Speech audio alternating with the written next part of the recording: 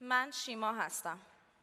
من My الهه name is هستم. Shima, my name is Elohe. امروز که با شما And صحبت today, می‌کنم، as I'm talking to you, 718 روز است که it از has پدرم been بی‌خبرم. 718 days. I have no news of my father because Ibrahim Babai, my father, when intended to get out of Iran, was disappeared and by the Iranian authorities. And since then, I have no news of him, and the fear of what has happened to him has affected my families and myself, my life. Not only anonymous people who claimed that they were agents and they told me that my father has died. They approached me and in order to kidnap me, they took me to the borders of Iran. They tried to do so. And the authorities, they claim that my father has never existed. And during the first few days of my father's detention, a mate in the detention told me that my father, as the authorities told that he has died, he was alive. This is not the whole life of my story. I'm here today in order to tell you that how the injustice and inequality has affected Iranian young woman, made her competent. And I have to tell you that people like me, the number of us is quite too many, and you are standing with people who have resisted against the regime, and the obligatory hijab is one of the symbols of the injustice. And you, the international community, remembering that we have a right to exist, and you have to indicate that we exist, and you are cooperating with the Iranian regime. I am a woman, a mother, a protester, a freedom lover, a victim.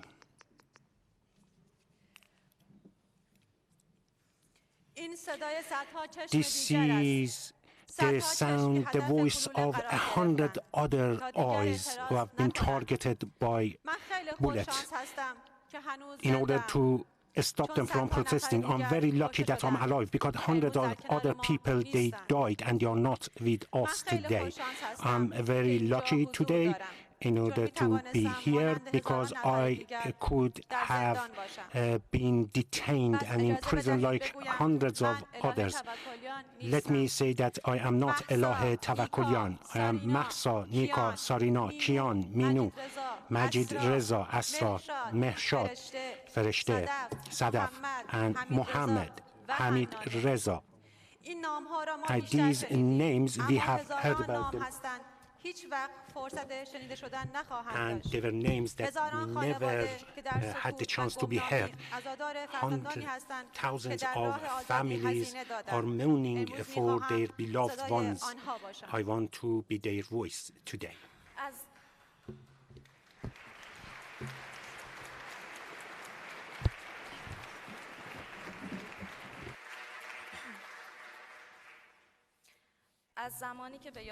Since I remember, I have involved with the injustice and the violence of the state. At 14 years of age, I was the first victimized by these laws. And after 1 year later, during the protest against the regime and the election, I was victimized again. And all my life, during my teenage life, my father was imprisoned, and while later when he received about 74 lashes, he was released. But the life of my story started since I began to deny to be a slave. I then removed the scarf on my head, and I used every little opportunity to show my hair, and my pictures were shared in the social media. Then the authorities came to me. I was taken to the moral police. I was 22 years of age, and in the same building where Mahsa Amini, the 22 years old Iranian woman, was murdered, there I was interrogated. Prior to getting to the building, as I have put the scarf on my shoulder, I made a video of myself and I shared it in the social media, and I announced that I am not scared of detention and threats, and I will say no to the regime. And my father also was not silent, and he was beaten in front of me. Both of us were detained, and then he was condemned to receive 74 lashes, and I was sentenced to detention. And the judge told me, it is a law. I wanted just to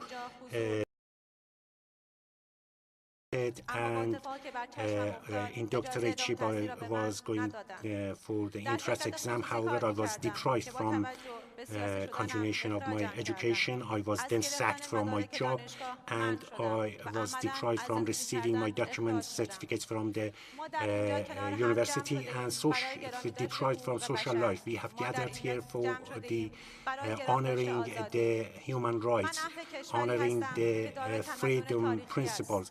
I'm coming from a country who has a long background of civilization, Iran. Maybe you have heard about Kurush, and he has established 2,500 years ago a new set of legislation. And now look where we are. The authorities, the regime in Iran, which has animosity with our background, and they are violating the human rights. They kill people, Republic Islamic of Iran kill people. Islamic regime like Pharaoh knows himself as the representative of the God on the earth, and use all our wealth in order to make more prisons and make more advanced arms. Hundreds of people, they lost their eye, and I would like to ask you to have a look to the reports from explaining the violence of Iranian authorities, and look how many people they lost their beloved one. And Kian Pirfalak body was put in the ice, and who is now beyond the bars, like Tumaj Salehi, Narges Mohammadi, and hundreds of other people. The Islamic regime says that the protesters are forming just a little percentage of the society. I give you an example. Imagine that in your country, 10 of celebrities, sportsmen, singers, workers, they are detained, and then you are said that all of them are guilty. Do you believe such a claim? Today, all of Iranians are under pressure, and if they protest even a little, they are getting destroyed. For 2 years, I was arrested 5 times, and in the very last case, for protesting against the hijab, I was sentenced to 6 years and banning from leaving the country, and I was deprived from continuation of my education in university. They put pressure on me in order to give up and become a slave. However, I had no other way rather than struggling and fighting. And I was 23 years when I was involuntarily exiled, and for the last time, as the officers, they shot at me on the border, I look at my country on the top of a mountain.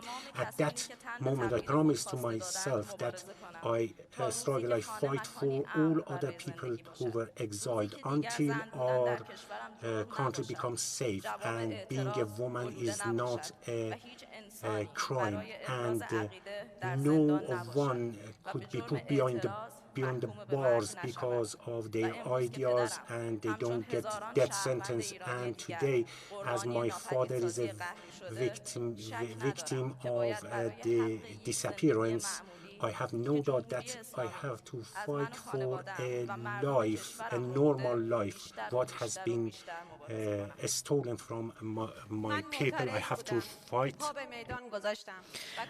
I was a protester and I came to the fore, but they shot me in my eyes within minutes. Please, I urge you to listen to my voice, to the voice of us protesters.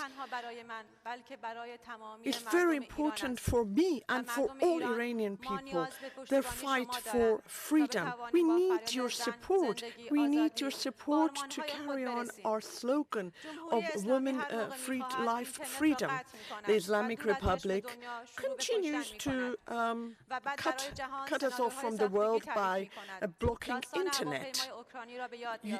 Please remember the shooting down of the Ukrainian plane by the Iranian regime, how they raided the Iranian students' hostel and dozens of students were killed. Please know that we Iranian people have gone through all the legal channels available to us to realize our rights, but in vain, sadly. Because the nature of this regime is to be against women, against freedom, against democracy. By awarding this very courageous woman, Narges Mohammadi, with the Nobel Peace Prize, you have given the Iranian people in guarantee some kind of security for our political prisoners. And it's important for you to pay attention to Iran so that the Iranian regime authorities know that they are not going to isolate our people, that you're watching their every move to make sure that they're not continuing their suppression of people. Look, woman, life, freedom is not just a slogan, it's our roadmap. And what is our weapon? Our weapon of the Iranian women is their hair. By removing their hijab, they are standing up to the Iranian military, to the Iranian authority. We want to be Iranian people to live in democracy, in freedom. And I urge you to please, by respecting your own values, at least understand that we need you, that the world is a global village. We need each other, and we need your support to realize our rights and our freedoms. Thank you very much.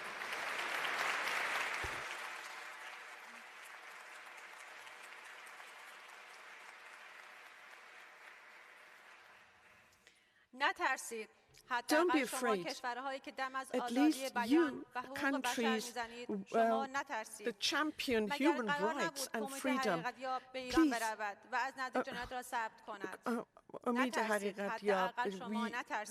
don't be afraid. Go to Iran. A few days ago, Sima Morid Beghi, who had lost her arm in the protests, met with German leaders, but they kept their meeting behind closed doors. Why? Because they don't want to jeopardize their relationship with the Islamic Republic of Iran. Look at the region, how the Iranian regime is sending forces to Palestine, to elsewhere in the region, how they're selling drones to the Russians with which they are killing innocent Ukrainians. Don't be afraid in the West. Please stand up for us. And there are groups that defend the Islamic Republic of Iran regime, unfortunately. But please stand by us, not by those groups who defend the Islamic Republic of Iran. We need you. We need you. I used to be a normal citizen who could not bear it anymore, could not bear the situation in Iran. Now that I'm in the West, I feel I have this responsibility to try and stand up for my people, not to remain silent. I know that every time I talk, the Islamic Republic of Iran Iran is watching every word I say, and there are more and more legal cases against me in Iran. But I am standing up for the voices of the Iranian people. Long live freedom, long live the freedom-seeking men and women of Iran.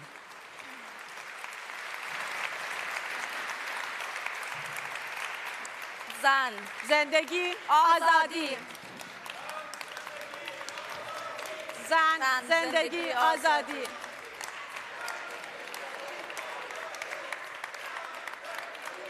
آزادی، زن، آزادی. ممنونم.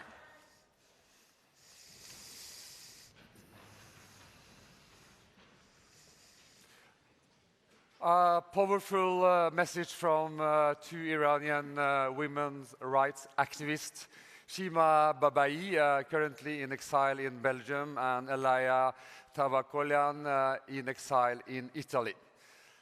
San Sendegi Yasadi, the resonating chant of women life freedom echoed strongly yesterday in the City Hall of Oslo as Kiana and Ali delivered a strong speech penned by their mother, Narges Mohammadi, who is behind the walls in the Evin prison. And she also sends us a strong message of hope when she says the Iranian people will dismantle obstruction and despotism through their persistence. Have no doubt, this is certain. That's the words from Narges. And she adds, I'm confident that the light of freedom and justice will shine brightly on the land of Iran. At that moment, we will celebrate the victory of democracy and human rights. Today, we find ourselves in the Aula room at the University of Oslo, adorned with the masterpieces of Edvard Munch, notably his depiction of the sun.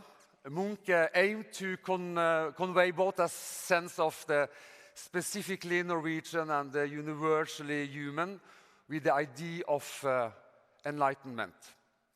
And this serves as a starting point for our discussion today, burning for democracy. The blazing sun behind me, casting its rays in all directions, symbolizes hope. And in front of the sun today, the stage is adorned with street art from Iranian artists. Il stencil and mad stencil, highlighting that protests in Iran also involve using art to challenge the system. Welcome to the Nobel Peace Prize Forum 2023 here in the University Aula in Oslo. Also a warm welcome to those of you following us via social media platforms and various TV stations worldwide. I'm Erik Osheim, and it's my pleasure to moderate this year's Nobel Peace Prize Forum. First of all, I'm delighted to introduce the director at the Norwegian Nobel Institute, Olav Njølstad.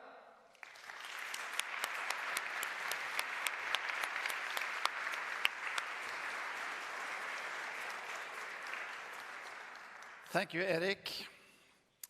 Excellencies, ladies and gentlemen, on behalf of the Norwegian Nobel Committee, it's a pleasure to welcome you to this Nobel Peace Prize Forum 2023. Hosted in cooperation with the University of Oslo and with financial support from the City of Oslo and the Forum for International Understanding, London. We thank our partners for their invaluable support. As you know, the topic of this year's forum is the struggle for democracy and freedom in Iran, with a particular focus on the plights and the rights of women. Since the Islamic Revolution in 1979, the theocratic regime has posed a constant threat to the well-being of the people of Iran, as well as to regional peace and security. Sorry. The aim of this year's forum is to explore the situation which Iranian women are facing in their daily lives and to put their struggle into a broader regional and human rights context.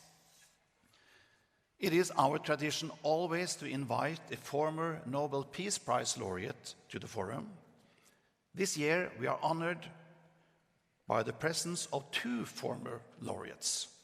One is the Iranian lawyer and human rights activist, Dr. Shirin Ebadi,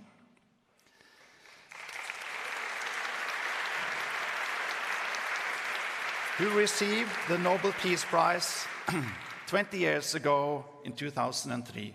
You will be meeting her shortly. First, however, I am proud to introduce the other former Nobel Peace Prize laureate present here today, Amnesty International, which was awarded the prize in 1977. Since 2021, Amnesty International has been headed by Secretary General Agnès Calamard, the highly esteemed French political scientist and human rights expert. Before taking on her current position, Ms. Calamard was the UN Special Rapporteur on extrajudicial, summary, or arbitrary executions. In that capacity, she led the UN inquiry into the assassination of Saudi journalist Jamal Khashoggi. In her keynote this morning, she will, among other things, share with us some of the findings from a recently published Amnesty International report on how Iranian police and security forces systematically have committed rape, gang rape, and other sexual violence against peaceful protesters, including children. Please welcome Ms. Calamard.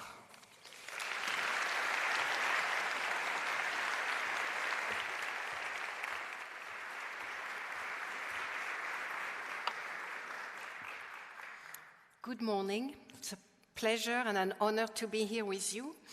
After yesterday's ceremony honoring and celebrating formidable human rights defender Narges Mohammadi, and as the world marks the 75th anniversary of the Universal Declaration of Human Rights. But it pains me greatly that Narges is not here herself to receive the prize she deserves, to be here with her husband, her children, her brother, her friends, her community. I am outraged that instead she remains behind bars, facing ill treatment and possibly torture. At Amnesty International, we will not rest until the Iranian authorities release her unconditionally and all other activists and human rights defenders who are unlawfully detained, despite so many years of unimaginable cruelties inflicted to silence her. Narges Mohammadi's courageous demands for justice transcend prison walls and are here with us today. We must stand with her and all other human rights defenders, activists in Iran, not just through words of solidarity, but also through action. And we've heard already about the call for action. The international community has a vital role in ensuring justice for the far too many victims of human rights violations in Iran. But I am here today to report to you on some of the most darkest forms of repression imposed on the people of Iran right now. You all know that on 16th of September 2022, the death in custody of Mahsa Amini sparked an unprecedented popular uprising. She had been arrested a few days earlier by the so-called morality police for not complying with the country's abusive compulsory veiling laws for women and girls. Hundreds of thousands of women, men, school children, university students poured into the street across the country in mass nationwide protest, really inspiring many of us around the world, inspiring me personally. They displayed a bold determination to defy an unpopular establishment, theocratic establishment, steeped in impunity, discrimination, and oppression. And they fought for Iran's transition to a system respecting equality, human rights, and democracy. Women and girls were at the forefront of this popular uprising, challenging decades of gender-based discrimination and violence. They defied the compulsory veiling law, which had subjected them for decades to daily harassment, violence, and led to their arbitrary detention, torture, and ill treatment. Denial to access to education, employment, public space, treated as second-class citizens. The slogan, "Woman, Life, Freedom," quickly became the symbol and message of the uprising. It was chanted by countless protesters, including schoolgirls, elementary children. It was written on the walls across the country and beyond the country. I participated to marches, for instance, on Women's Day and on Human Rights Day in Mexico. And we all chanted, all of us chanted in Mexico, "Woman, Life, Freedom." The images of women courageously burning their headscarves. You can burn headquarters too if you want, but... and appearing in protest unveiled resonated nationally and globally. Protesters expressed demand for the dissolution of the Islamic Republic system and its replacement with a secular democratic system respecting human rights. How did the authorities respond? Well, as we know, they responded by unleashing what we described at Amnesty as a brutal, militarized crackdown to crush the spirit of resistance, to deter protesters from further gathering, to humiliate them, to punish them for standing up against the Islamic Republic system. The crackdown involved the extensive use of unlawful force, killings resulting in hundreds of deaths, thousands of injuries, mass arrest. Tens of thousands of people, by the Iranian authorities' own admission. Those arrested were routinely subjected to torture, and we owe it to Narges Mohammadi, who was among the first to bravely raise the alarm about the use of sexual violence against the detainees after the uprising began. We have carried comprehensive investigation into the commission of rape and sexual violence during the uprising and issued a report last week. We found that the Iranian authorities committed rape, gang rape, and other sexual violence against protesters, including children as young as 12. These were not incidents by rogue element, as the authority may try to argue, or not. All security forces participated everywhere in the country. Agents from the Revolutionary Guard, the paramilitary Basij force, the Ministry of Intelligence, different branches of the police force. Rape and sexual violence were used against women, men, girls, boys, constituted a key weapon in the Iranian authority armory of repression of the protest and suppression of dissent.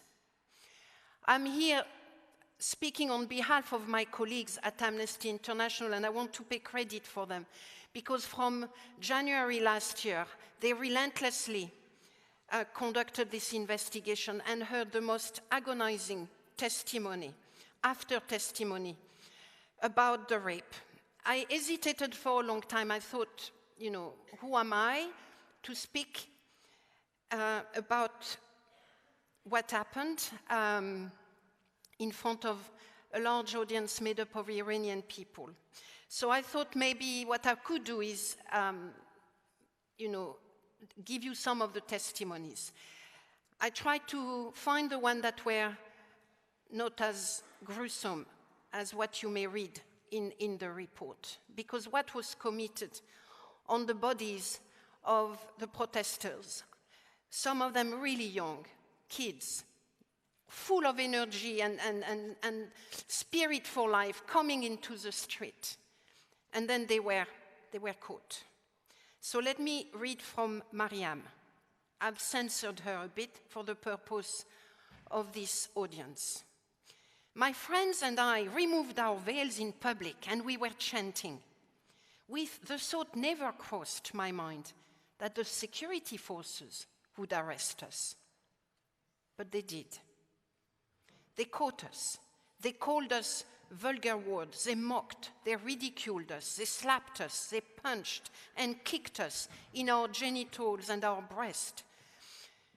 I tried to hold into my friend's hands because I was so terrified. But they kicked me so violently I had to let her go. And then they threw me into a solitary confinement cell. And they interrogated me until the middle of the night. They started ripping my clothes. I was screaming, begging them to stop, apologizing for what I had done. But they kept going. In response to my pleadings, they punched me hard in my mouth, and my mouth got filled with blood. There were 3 of them, including the interrogator. I remember 2 of them raping me. I was so small compared to them. They raped me in every possible way. After that, I lost consciousness. And I regained it when they threw water on my head and shouted to others, "Come and take the filthy slut." They kept me in solitary confinement for weeks. They gave me no medical care for my injuries, not even a tissue. No doctor ever came to see me. I suffered from bleeding and infection, and I had to use part of my torn clothes for the bleeding. We heard dozens of testimonies like that one. From men, from women, from children as young as 12. They were held alongside adults in cruel and inhuman conditions. Women and girls were held in detention centers run by all-male security forces, exposing them to heightened risk of rape and other forms of sexual violence. And months after their horrific ordeals, all of them have continued to deal with deep psychological and physical trauma. The mother of a school boy who was raped, he was 12, told Amnesty International that her son attempted suicide twice. Sahar, one of the survivors, told us, "I used to be a fighter in life. Even when the Islamic Republic tried to break me down, I carried on. However, recently, I think about suicide a lot. I am a person who waits all day long for nighttime so I can sleep." So that's the purpose of rape and sexual violence, to break down the women, the girls, to break down their families, to break down their communities, to humiliate, to deter, to repress, to impose the most gruesome pain. And then followed systemic impunity. Not a single state official has been criminally investigated, let alone tried and punished for sexual violence, even when a few courageous survivors dared to complain. Instead, consistent with their appalling, long-standing record, prosecutorial authorities have actively contributed to the state machinery of torture. They dismissed and covered up the complaint of survivors coerced into giving false confession because of torture, because of rape.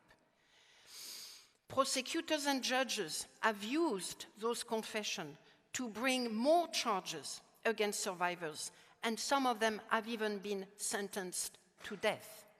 One of them, at least, was executed, and we're very worried about many others.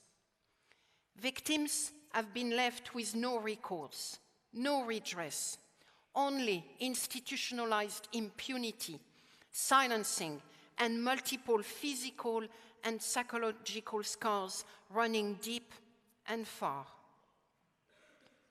Today, Iran remains in the throes of a protracted and deep-rooted human rights and impunity crisis. In a desperate attempt to prevent any more challenge to their iron grip on power, in the years since the uprising, the authorities have intensified their crackdown on human rights defenders, activists, students, journalists, and all those seeking truth and justice. They have doubled down on their all-out assault on women and girls who chose not to wear the compulsory headscarf in public. Morality policing is back, placing over 40 million women and girls under surveillance.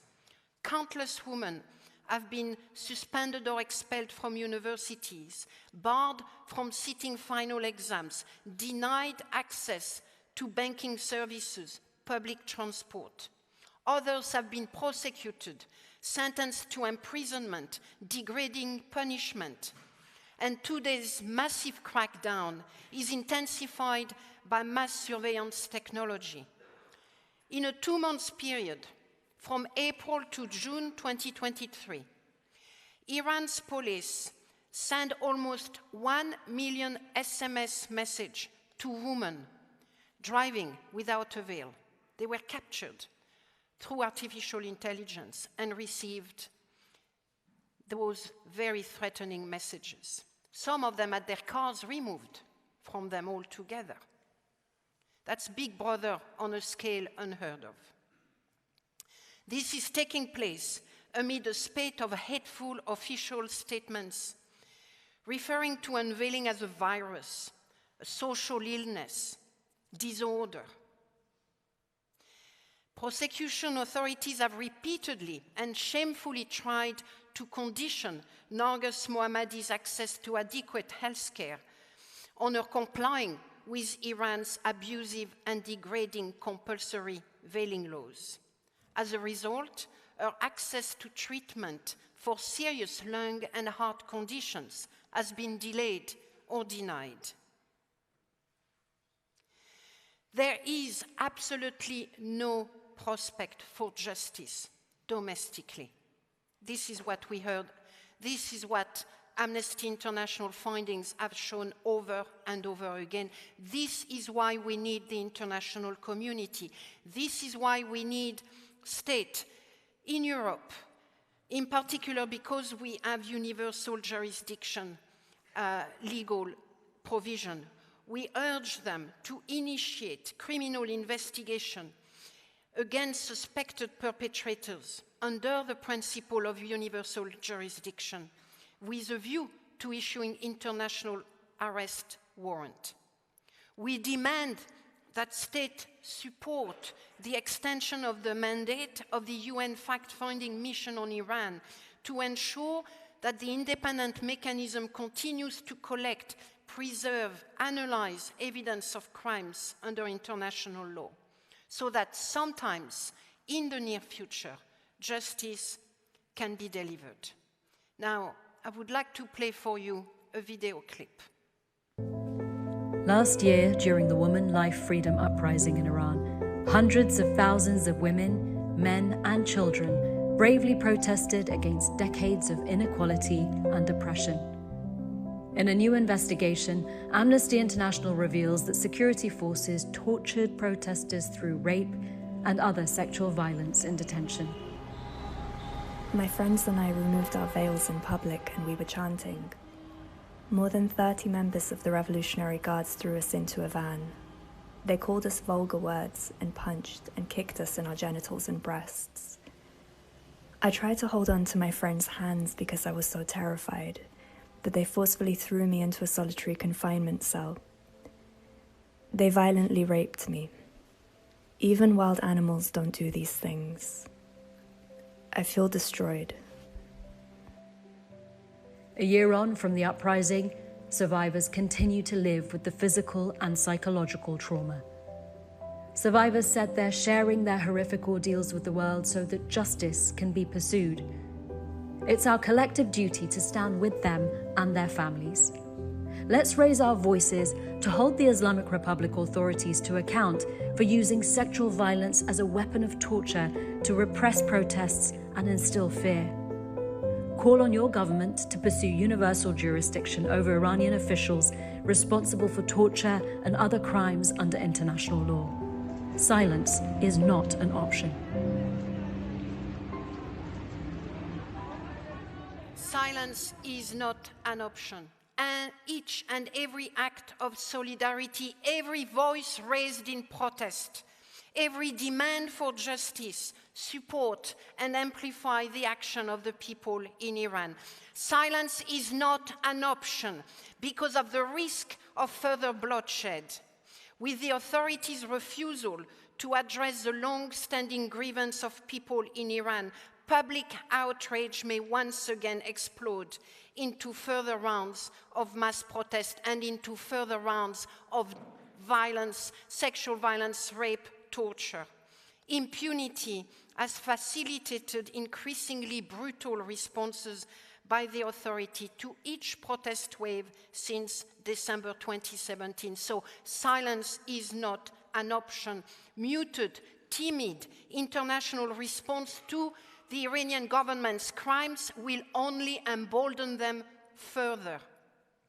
On the occasion of Nobel Peace Prize 2023 to Narges Mohammadi, on the occasion of the 75th anniversary of the UDHR, I wish to call on us all to stand and act for all the women, men, youth, children of Iran, and to say that silence is not an option.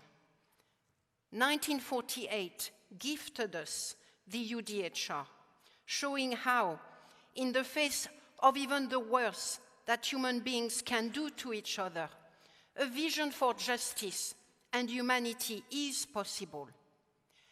Narges Mohammadi is telling us that we have a responsibility to keep fighting for it, in spite of everything we're watching, witnessing, being made sometimes complicit to around the world. In spite of the violence in Iran, in Gaza, in Ukraine, in Sudan, we must keep fighting.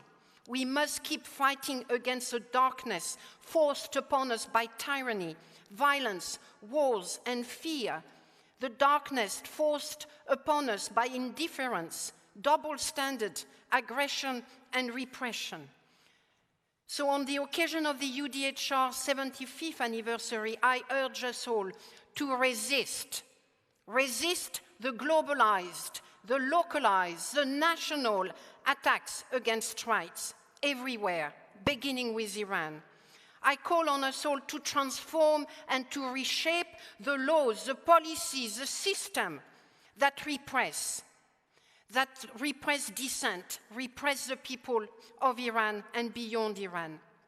I call on all of us to disrupt the system of oppression and repression in Iran and beyond Iran, to disrupt the system around the world that violate rights and silence defenders the world over, the system of repression that ignores the cries for help and the thousands of people killed because of their ethnicity, race, and religion. In our complete indifference, we must disrupt our indifference, our lack of courage, and our silence. We must disrupt the normalization of repression and oppression. We must disrupt the lack of courage and the too many voices that says nothing can be done. Everything can be done when we come together. We must disrupt the building of a world order that leaves far too many people falling off the abyss. We must be a 1948 generation for the 2048 generation. We must all be worthy of Narges Mohammadi. Thank you.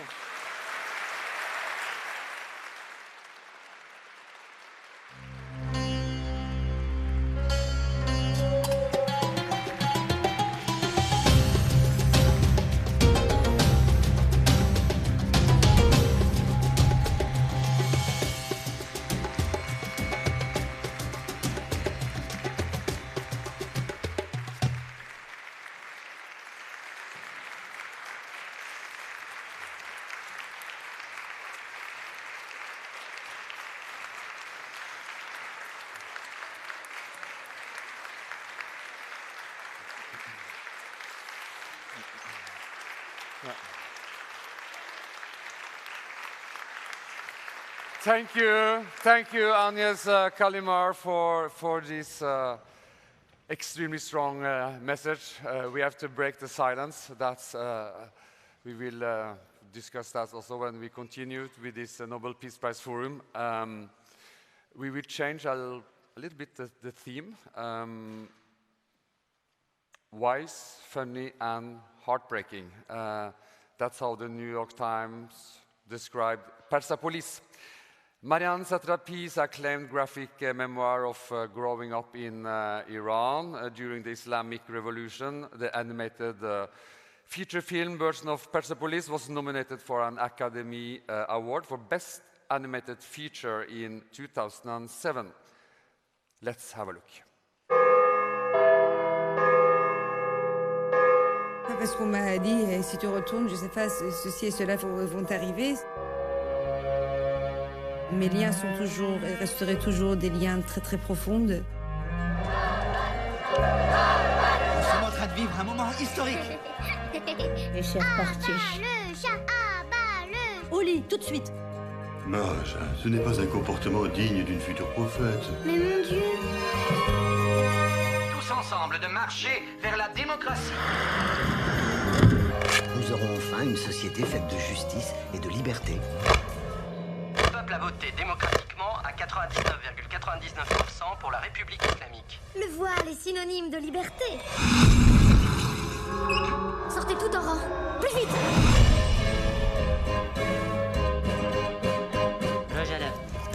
Carte à jouer. Ça, qu'est-ce que c'est? Michael Jackson? Ça fait 20 ans que je travaille pour ce pays.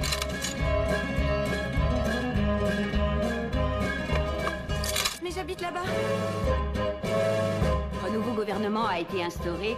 Nous n'avons plus de prisonniers politiques. Comment osez-vous nous mentir comme ça?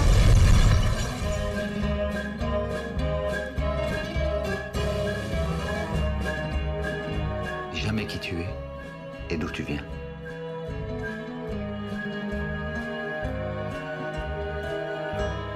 T'as vu une révolution et une guerre.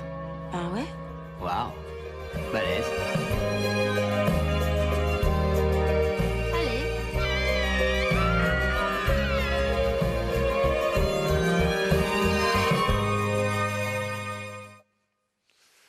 Marianne Satrapi, please join me on the stage.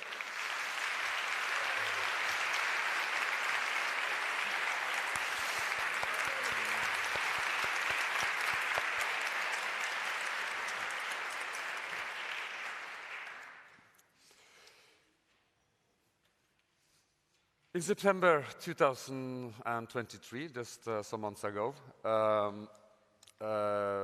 it's working, these slides here. You released a graphic novel, Woman, Life, Freedom, together with 20 artists. This is the cover. We also are happy that we could use your illustration for this year's forum. And this book was made to support the wave of process that has shaken Iran since the death of Masha Jina Amini last year. And you also opened the book with her portrait, seen through your eyes. We heard Amnesty International now. We have to break the silence. Do you think also, you as an artist, organizing this kind of books, what kind of role can you play in breaking the silence? Well, hello, and thank you for having me here. I think that artists, they must remain humble with the change that we can actually do to the world. If art would change really anything, for example, everybody in the world should be in love, because like 99% of the song is I love you, don't leave me, come into my arms. And it basically everybody hates everybody. So, we don't have this effect. But at the same time, when I started making Persepolis, that was 1999 when I started doing it. It was published in 2000. And it was like nobody wanted to talk about this subject because it was extremely painful. And it has been, we should not forget that Iran is a country that has made the most number of revolutions during the 20th and the 21st century.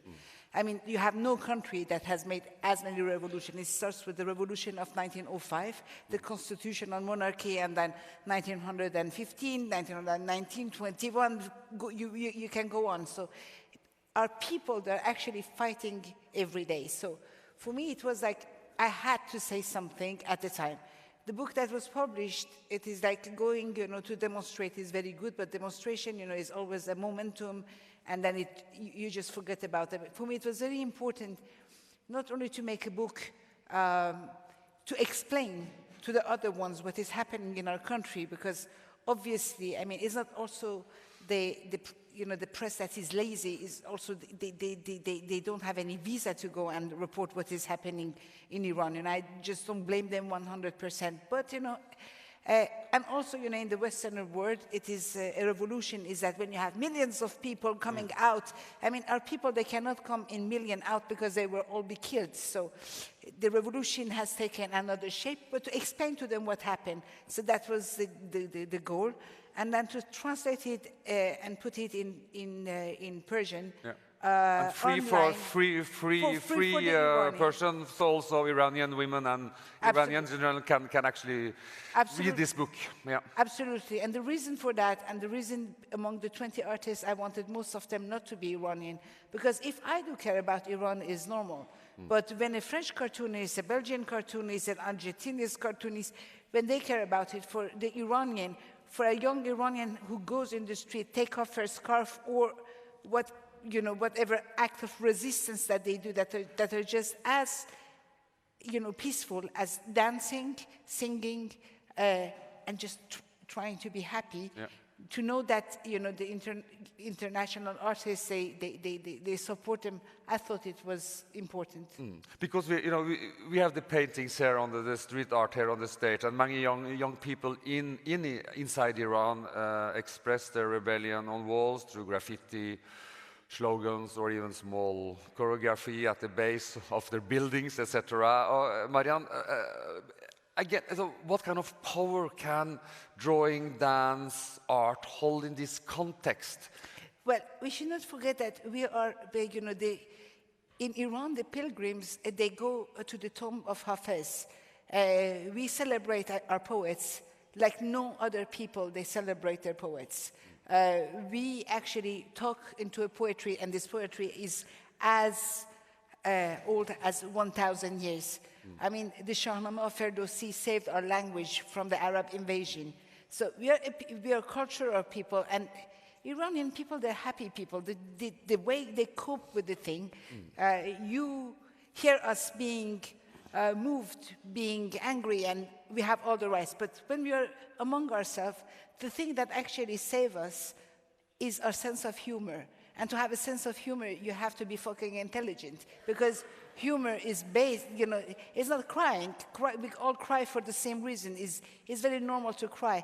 But laughter is based on some abstract notion. And we have always coped with our history with this sense of humor that I try to have in Persepolis, that I try to keep. But you should listen to our conversation.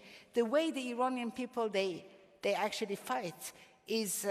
this man who is in the bazaar of Rasht, his name is Sadaburi, he started, making this song. So he is this guy who sells fish, actually. And this is taken over by all the people. It does not diminish at all. I mean, after all the testimony that we heard from Shima and Elahe and by Madame Karama, of course, that what I say seems a little bit like too light. But this is exactly this lightness that they don't like. This is exactly because we love life that they don't like us. It's because exactly they want us to be sad. Because they want us, to see it and, complain like they do. Because they don't want us to love life. This is why they kill us. And that is how all my life I have told them, fuck you, just by laughing, just by standing. And never give them my... They will never see my tears. They're going to see my laughter, they're going to see my anger at the worst, but my laughter look at me, whatever you did, you will not break us. Yeah. And just to finish, Yeah.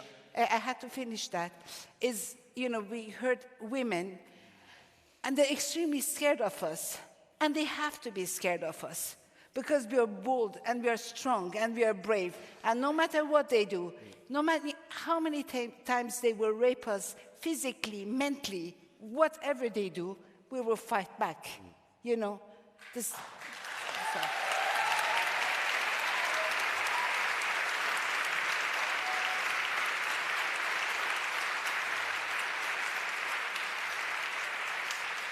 But when we heard a heartbreaking message from Amnesty International, I saw your tears also. But how, and you say also the humor, it's so important also that, that it's not easy to, think humor when you know the reality. Well, the reality of the fact is that you can complain until the moment that the thing you complain about is bearable. When it becomes unbearable, either you shoot yourself in the head or you laugh about it. There is no third way. If you can cry about something, that is still, you can cope with it. So that has been the survivor of our country. But I have to put a point on something that is extremely important, is that why this time I became this involved in what is happening in Iran. Because, since this Islamic regime has been on its 44 years of protest, is because democracy is a culture. In March 1980, my mother went to the demonstration against the veil. I was with my mom. I was 10 years old. My dad was there. He was one of a few men, but that was no men. And on the poster, the women, they were writing, women's rights, they are the society's right. At the time, even the leftists, they say, oh, this is the war between, social classes. They didn't support us. Today, what is happening, woman life freedom, of course, is a movement that is generated by women. But why do I believe in it? Because men, they are behind us. Because it's not anymore the middle upper class in the big cities, in a few places in Tehran, in Shiraz, here and there. If you take the map of Iran and you put a pins of where the protests are happening, it covers all the social classes, it covers all the country. There are men and women, and there are boys that have been arrested, that have been raped, they have been killed, executed, because they have been chanting woman life freedom. So you have to understand, international have to understand that this is the first feminist revolution in the world. And I am really not exaggerating. I have said it. This is the first feminist movement in the world, and the women's rights are the human right. Until we have not solved this problem, we cannot aim towards democracy. So, yeah. The first time I had the pleasure to interview you in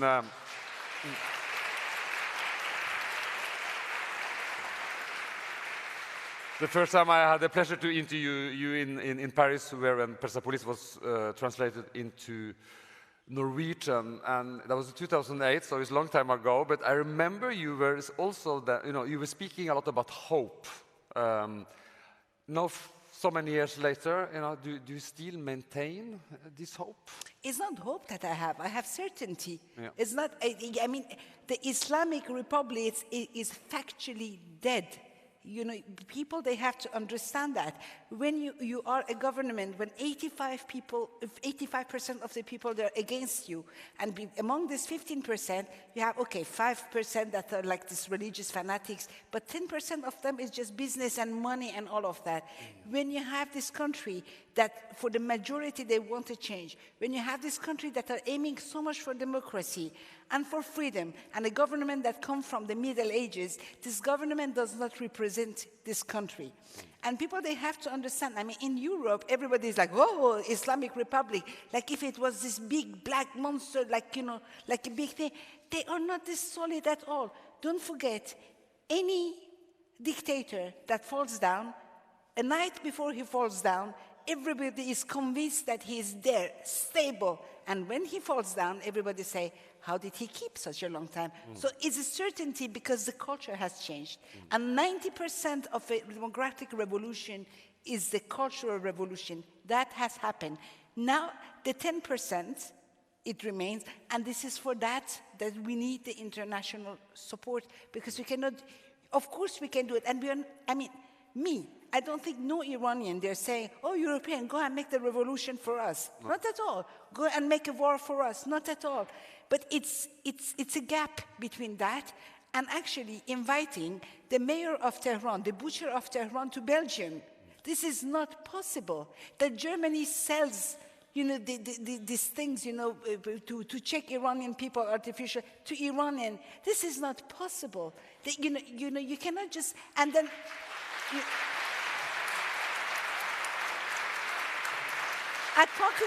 I'm talking about, oh, maybe we should take the nuclear discussion again with the Iranian. This is fucking not possible. This, if you don't come and support us, at least don't stab us in the back. It's a people, these people, they're fighting.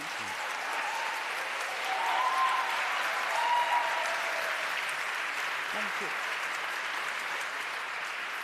And also, I really need to say that. Also, we are entering into a world that we have a new Cold War with a bloc of Russia and China, and the only warrant of democracy in the world right now is Europe, because the American democracy, with Trump and all of that, is a little bit, it looks a little bit like completely decadent. So the only place that is remain for democracy is actually Europe. Any country that comes towards democracy is actually good for the European. If even you calculate in the most cynical way, a democratic Iran is good for the whole world. Why do I say that?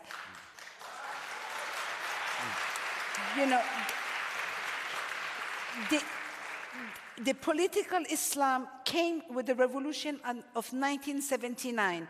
Iran getting rid of the political Islam is a big signal to all these other countries. They are behind all the jihadis, they're behind the Hamas, they're behind everything that is happening. A democratic Iran is a more feeble Russia. A democratic Iran is a more feeble Hamas. A democratic Iran is democracy in the West Asia, because I refuse this Middle East that I hate, but this is it.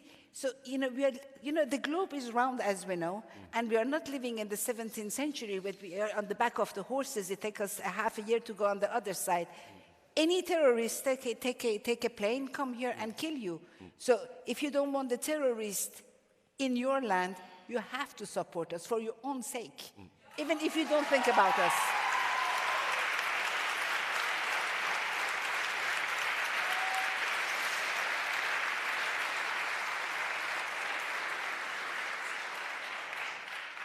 The Iranian diaspora, which consists of more than 3 million Iranians living outside. 8 million. 8 million, okay. Yeah, we're much more. 3, okay, no. yeah. But whatever. Big power. Yeah. You are 8, but people like you saying the thing you are saying, then the Shiite regime consider you, exile and enemy of the Iranian people. And you have lost your Iranianness, according to the regime.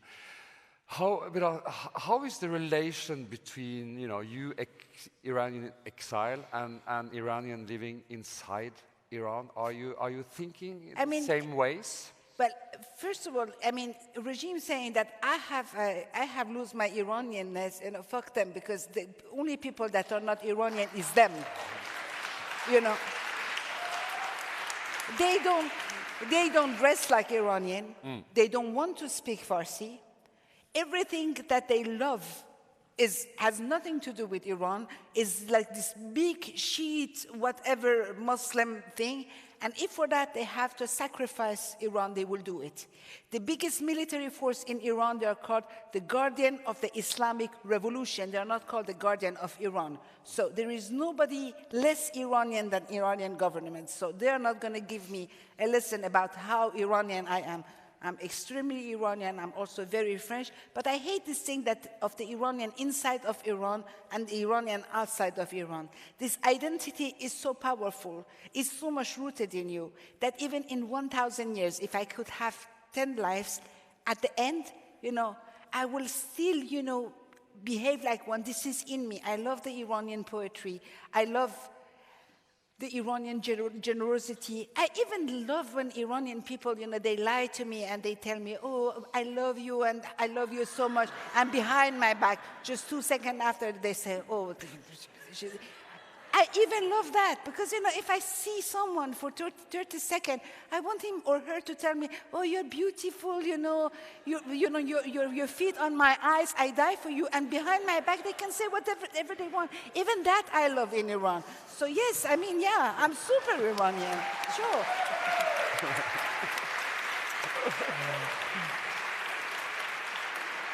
And I think we have... Yeah, you will do that. No, but I just wanted to say, if this regime think that they can break us, they have to understand that 500 years of Arab invasion did not break us, that the Mughal, they did not break us, that the Turks, they did not break us, that nobody will break us, and that is not a few beardy old guy, these filthy-minded, sexual-obsessed people. These are not the people that will break us. If they break us one time, we will break them 10 times. So, Mariam Sadr. Thank you.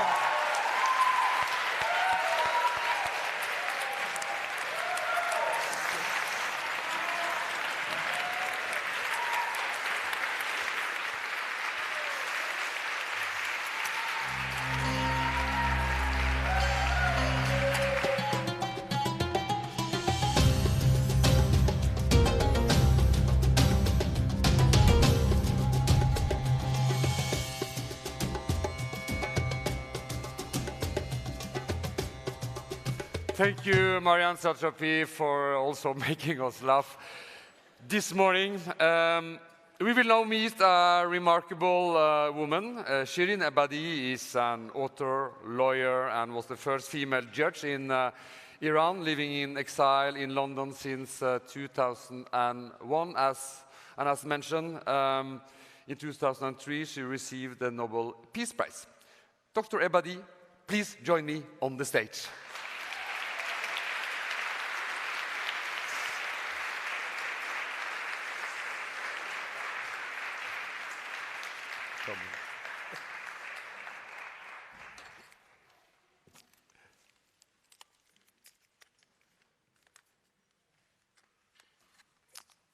First of all, Shirin Ebadi,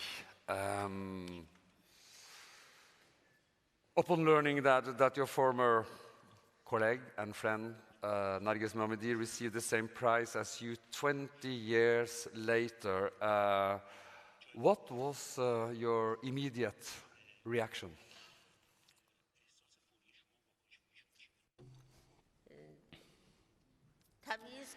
It is natural. I became very glad.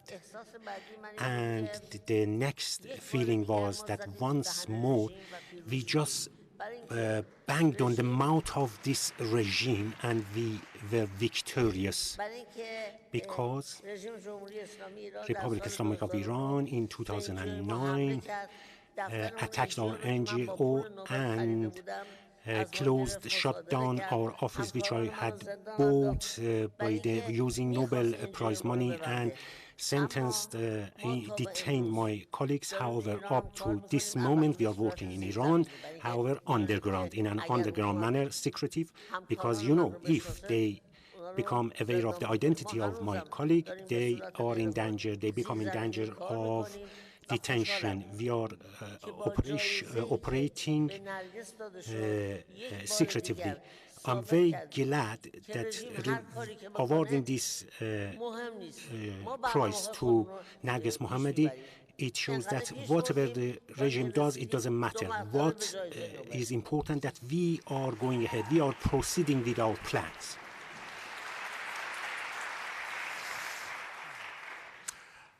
But just to speak a little bit more about your also story, my headset is falling off there. At the onset of the Islamic Revolution in February '79, Ebadi, you initially held a belief in it. However, your perspective underwent a notable change within a month. What prompted this shift for you? And what was the turning point that led to such a rapid change in your viewpoint?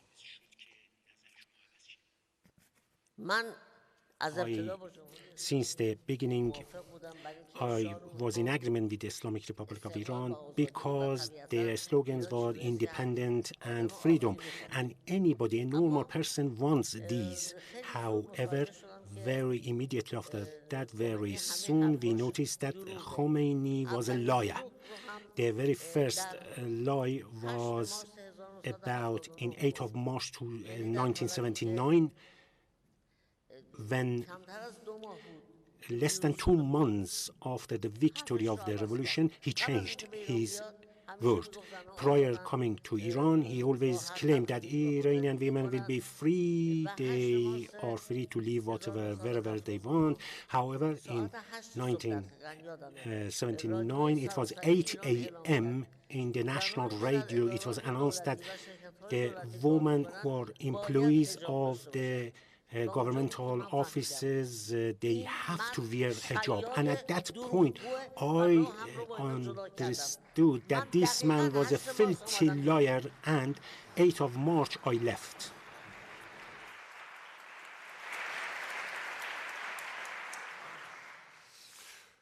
We will very soon continue to talk about the future of Iran, to discuss possible options. But first, I will invite our next guest up to the stage. That's Nazanin Bounyadi. She is the 2023 Sydney Peace Prize laureate, an Amnesty International UK ambassador, and a member of the steering committee for the World Movement of Democracy. She's also an acclaimed actress. Welcome!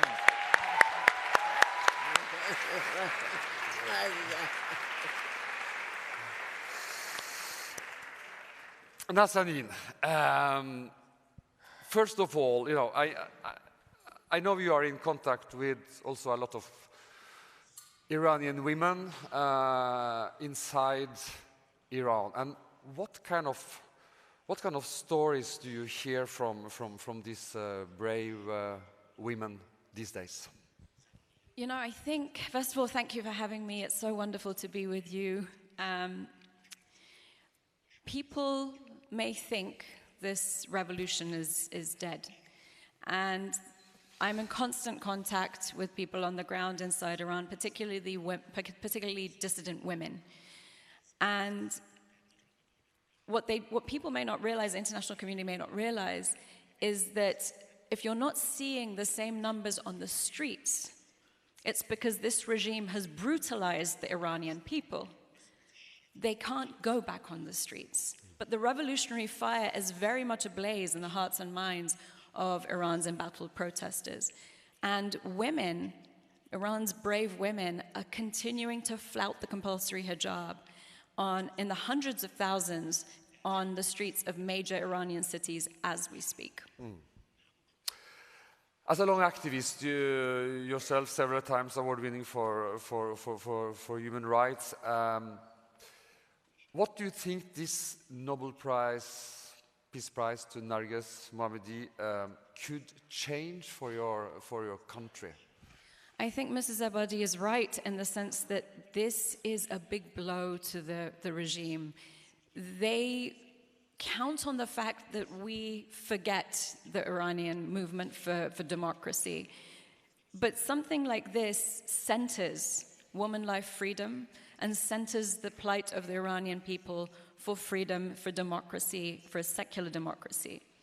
And it's extremely important. I think these moments are very important to shine a light on Iran's protesters. And I think, you know, Ms. Mohammadi said it best in her speech, in her acceptance speech that was said by her children yesterday, that this is really for all of the Iranian people. I would like to invite our third guest in this roundtable up here to join me on the stage, Mardad Darvispour. Welcome.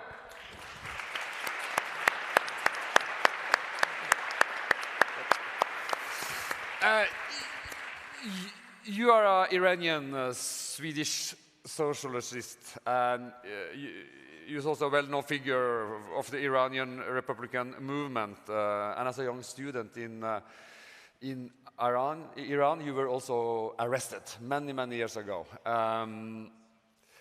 I just want to start with you because I found out that the Iranian proverb says, a man and a mountain, marduku, used to describe how hard it is to change or influence someone who is stubborn and unyielding like a mountain. Is there any hope pressuring the current political leadership to reform, or is it marduku? Thank you for having me here. I prefer talking in Persian. And I congratulate not only to Narges Mohammadi, her family, to all Iranian nation and all of the freedom lovers people in Iran and in the world for this choice. And it was one of the most serious choices that could be chosen by the Nobel Committee. Awarding this prize shows that the Nobel Committee has heard the voice of Iranians and understood that this reward is not only for one person. This is a collective prize who is standing against the suppression until they can get rid of the whole system, this regime in Iran. The point I would like to raise is it is very important for me, the importance of this prize. It shows that there is a third way for the change in Iran. And it is not necessary that we just have a hope for the reform inside the country, because it never happens. We do not need to have hope for the military action of the foreign powers. We need to supporting Iranian own movement will achieve such a aim in Middle East area, including Iran.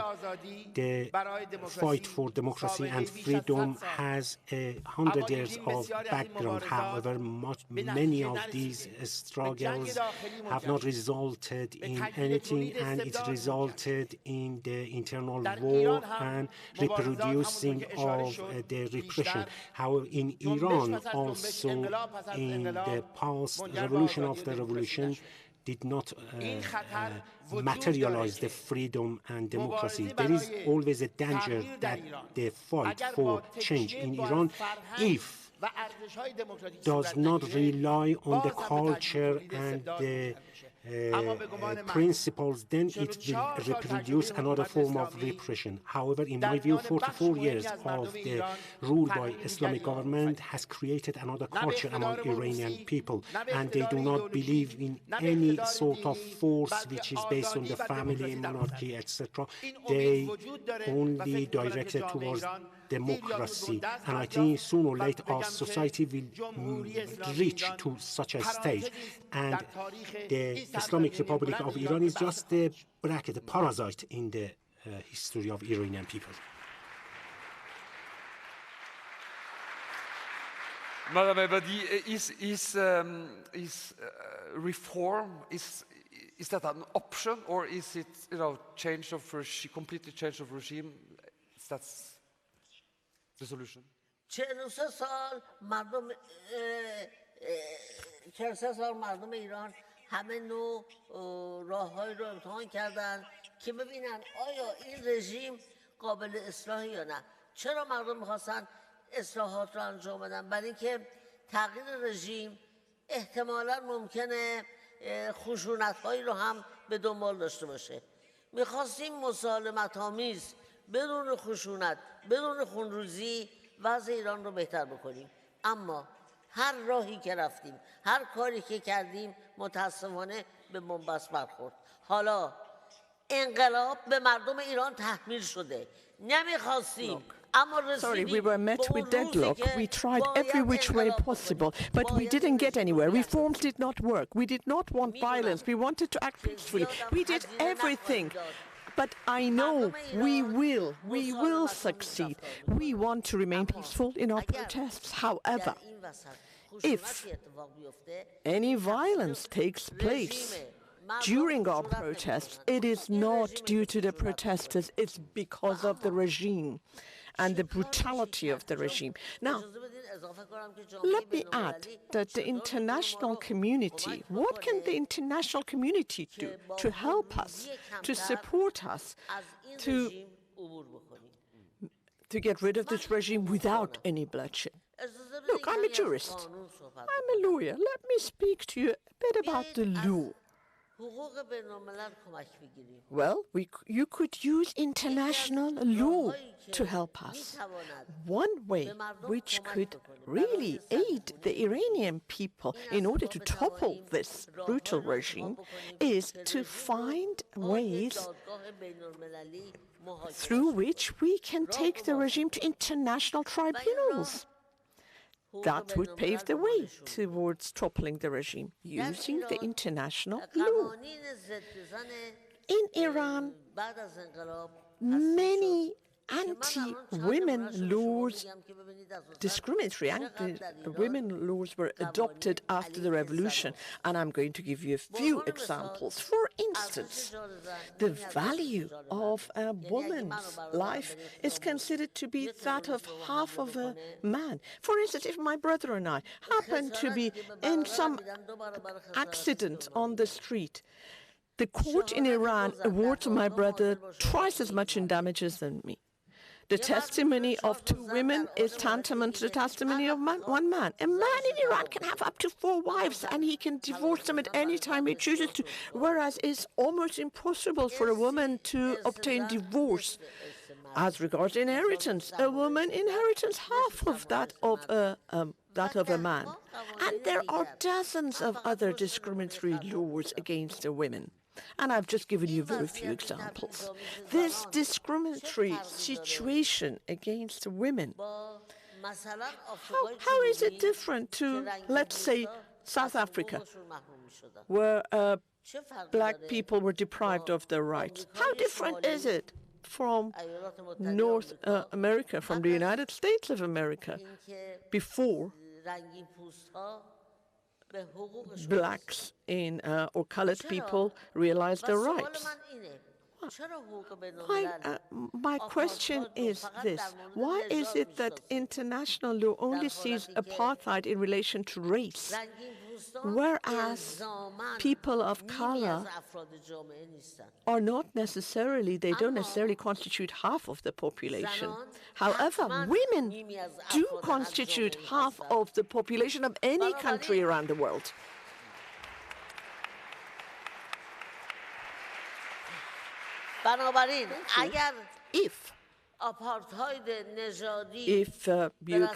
If you officially recognize the apartheid in South Africa, why not recognize gender apartheid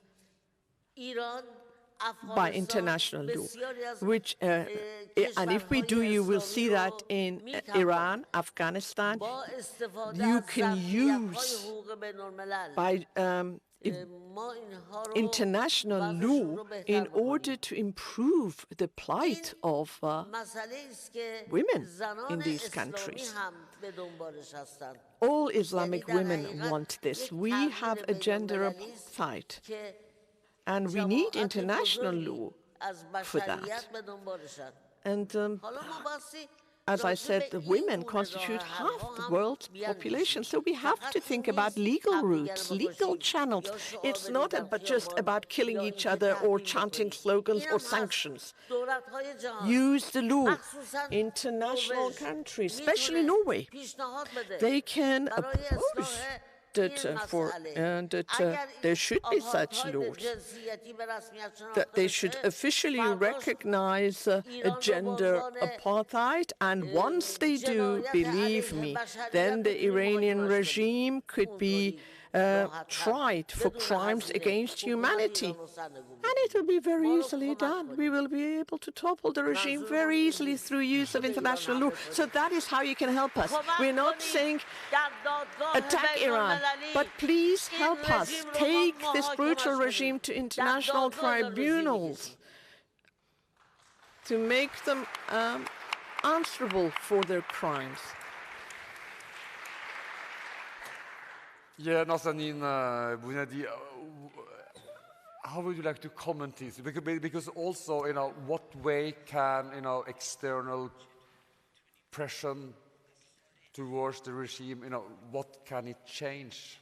This is extremely important, what Mrs. Ebadi says, and we have a unique and time-bound opportunity at the moment to have gender apartheid recognized and defined under international law, because there is a treaty, the Crimes Against Humanity Treaty, that is currently being negotiated globally.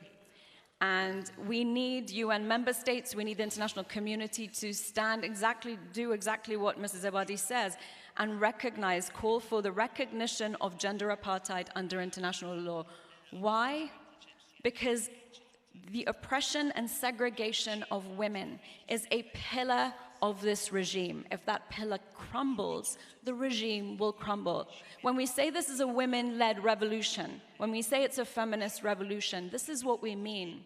Iranian women have managed to galvanize Iranian society at large to understand the intersectionality of women's rights and every other human right. Ethnic minority rights, religious minority rights, LGBTQ rights, political right to dissent, freedom of expression. Every single one of these rights is inextricably bound to women's rights. Because as Marjan said, women's rights are human rights. And I want to go back to 79 for a second.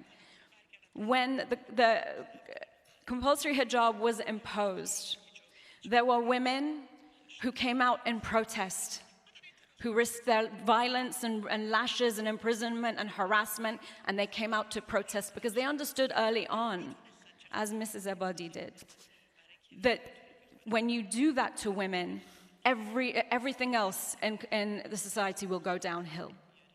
There were women who, because they themselves wore the veil, they thought, well, what's the big deal? So what? It's a law. And they just went along with their lives and they didn't protest. And then we have a third segment of society. Women who were willing to sacrifice women's rights at the altar of anti-imperialism. And I ask you, and I'm calling on the Iranian people because they know this all too well, that they will never sacrifice women's rights at any altar, no matter what that altar is. Never sacrifice human rights, dignity, women's rights at any altar, no matter what gain you think you're attaining. Because if women's rights don't exist, human rights cannot exist. And that's what Iran is faced with right now. Can I get some comment about this issue? Yeah.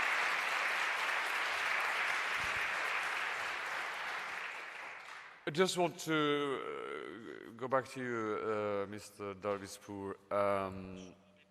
You also used the word not revolution, but revolution. Can I just first say something about Shirin Ebadi?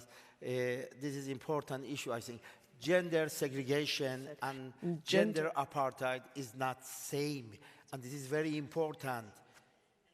The Iran government is gender apartheid. You have to insist to this issue. This is very important.